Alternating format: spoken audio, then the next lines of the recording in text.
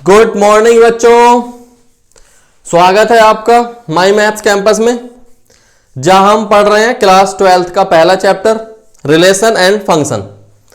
पिछली वीडियो में मैंने आपको रिलेशन के बारे में बताया था कि रिलेशन क्या होता है, क्या क्या रिलेशन के टाइप होते हैं। आज हम वीडियो में शुरुआत कर रहे हैं एक्सरसाइज 1.1 और उसका हम आज पहला क्वेश्चन देखेंगे। एक्सरसाइज 1.1 का पहला क्वेश्चन क्या है? Question number 1, determine whether each of the following relations are reflexive, symmetric and transitive. मतलब कि हमें बताना है कि इनमें से कौन सा रिलेशन रिफ्लेक्सिव होगा, सिमेट्रिक होगा और ट्रांजिटिव होगा या नहीं होगा। दोनों चीजें बतानी है कि रिलेशन हमारा रिफ्लेक्सिव है या नहीं है, सिमेट्रिक है या नहीं और ट्रांजिटिव है या नहीं। तो आज देखते हैं हम इसका पहला पार्ट। क्वेश्चन नंबर 1 का पहला पार्ट क्या है? Relation R in the set. एक रिलेशन है और रिलेशन में क्या है, एक सेट है हमारे पास। सेट के अंदर एलिमेंट्स है 1 2 3 डॉट डॉट डॉट 13 14। एक सेट है जिसके अंदर एलिमेंट्स हैं 1 2 3 और 20 के एलिमेंट्स भी होंगे 4 5 6 7 8 9 10 11 12 13 और 14। डिफाइंड एज, एक रिलेशन में डिफाइंड है R equal to x comma y such that 3x minus y equal to 0। एक सेट गिवन है हमें 1 2 जिसके अंदर एलिमेंट्स है 1 2 3 से लेके 14 तक, और एक रिलेशन गिवन है, एक ऑर्डर पेयर है x कोमा वाई, और x और y में क्या रिलेशन है 3x minus y equal to 0। चलो देखते हैं इसका सॉल्यूशन।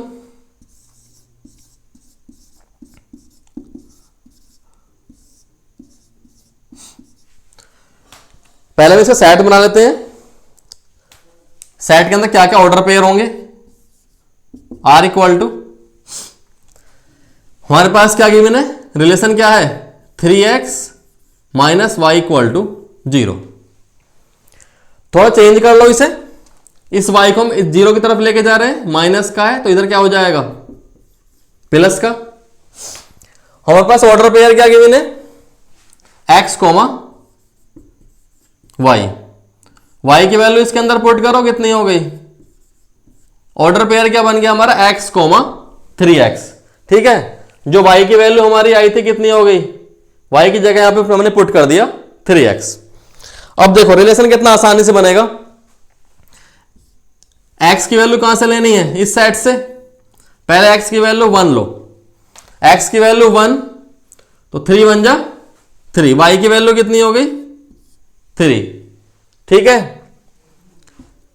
आगे एलिमेंट्स क्या है 2, x की वैल्यू हमने 2 पुट की, 3 2 जा 6, y की वैल्यू कितनी हो गई 6। आगे x की वैल्यू 3 पुट की, 3 3 जा 9। आगे हमने x की वैल्यू 4 पुट की, 3 के बाद कौन सा एलिमेंट्स आएगा 4। x की वैल्यू 4 पुट की, कितना हो गया 4 3 जा 12। आगे क्या वैल्यू आएगी 4 के बाद 5, x की वैल्यू 5 पुट करेंगे तो 3 5 जा 15। 15 हमारे एलिमेंट्स के अंदर सेट के अंदर नहीं है, तो ये रिलेशन हो गया हमारा यहीं पे समाप्त। हमारे पास ऑर्डर क्या क्या आ गए 1 3 2 6 3 9 4 12। अब हमें इस ऑर्डर पेयर को बताना है, इस रिलेशन को हमें बताना है कि रिफ्लेक्सिव है या नहीं है। चेक करना है रिफ्लेक्सिव, सिमेट्रिक और ट्रांजिटिव। तो पहला देखते हैं, पहला रिलेशन क्या होता है रिफ्लेक्सिव। रिफ्लेक्सिव रिलेशन के अंदर मैंने क्या बताया था, रिफ्लेक्सिव रिलेशन क्या होता है कि जितने भी एलिमेंट्स के अंदर जितने भी सेट्स के अंदर एलिमेंट होंगे, जितने भी एलिमेंट्स सारे एलिमेंट्स उन सब का डबल एट रिलेशन में हो। डबल एट का मतलब अगर आपके सेट के अंदर एलिमेंट्स 1 है तो 1,1 भी रिलेशन में हो, अगर आपके सेट में 2 है तो 2,2 भी हो, 3 है तो 3,3 भी हो। जितने भी एलिमेंट्स हैं उन सब का डबल एट रिलेशन में होना चाहिए। अब यहां पे आ जाओ, रिफ्लेक्सिव रिलेशन है, चेक करना है। हमारे पास एलिमेंट्स क्या है, 1 सेट के अंदर है, बिलोंग्स टू का मतलब क्या हो गया कि 1 जो है वो ए सेट में है। अब 1 है तो 1,1 रिलेशन में होना चाहिए। 1,1 कहीं दिखाई दे रहा है, नहीं है। 1 सेट के अंदर है but 1,1 not belongs to relation. बात आ गई समझ में। हमारे पास एक एलिमेंट्स है 1 जो सेट्स के अंदर है लेकिन वो उसका ऑर्डर पेयर 1,1 रिलेशन में नहीं है। सिर्फ एक एलिमेंट्स ढूंढना है तुम्हें, सिर्फ एक ऑर्डर पेयर ऐसा ढूंढ लो जो उस कंडीशन को सेटिस्फाई ना कर रहा हो। ठीक है, अब यहां पे हमने क्या एलिमेंट्स ले लिया, 1 सेट के अंदर है लेकिन 1,1 रिलेशन के अंदर नहीं है। आगे चेक करने की तो आपको आवश्यकता नहीं है। जब आवश्यकता ही नहीं है तो हम यहां पे लिख देंगे इट इज नॉट रिफ्लेक्सिव। ये रिलेशन क्या है हमारा, रिफ्लेक्सिव नहीं है। बात आ गई समझ में। दूसरा टाइप क्या होता है रिफ्लेक्सिव, सॉरी रिफ्लेक्सिव तो हो गया। दूसरा रिलेशन क्या पूछा है उसने, सिमेट्रिक। अब हम चेक करेंगे ये रिलेशन सिमेट्रिक है या नहीं है। सिमेट्रिक रिलेशन क्या होता है कि अगर आपके रिलेशन में, अगर रिलेशन के अंदर x, y रिलेशन के अंदर है तो उसका अपोजिट उल्टा y, x भी रिलेशन में हो। ठीक है, बात आ गई समझ में। अगर हमारे पास, बात समझो, अगर आपके पास रिलेशन में 1,2 है तो रिलेशन के अंदर 2,1 भी हो तो रिलेशन कैसा होगा, वो सिमेट्रिक होगा। अब यहां पे आ जाओ, सिर्फ एक ऑर्डर पेयर चेक कर लो,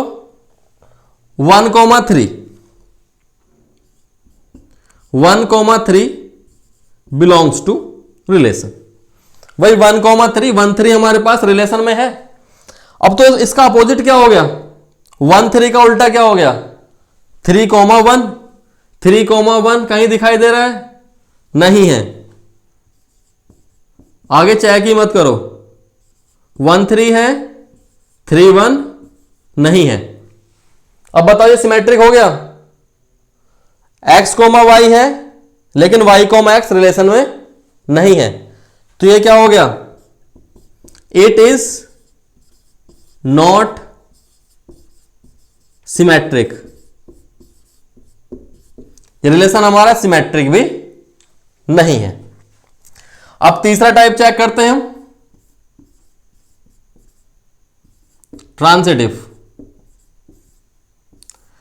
ट्रांजिटिव रिलेशन मैंने क्या बताया था कि अगर रिलेशन के अंदर a, b है, b, c है तो रिलेशन में ac भी हो। मैं लिख देता हूं एक बार, अगर रिलेशन के अंदर a, b है, b, c है तो ट्रांजिटिव रिलेशन ये कहता है कि रिलेशन के अंदर a, c भी हो। ए बी हो, बी सी हो तो ए सी भी होना चाहिए। ठीक है, अब देखो इसमें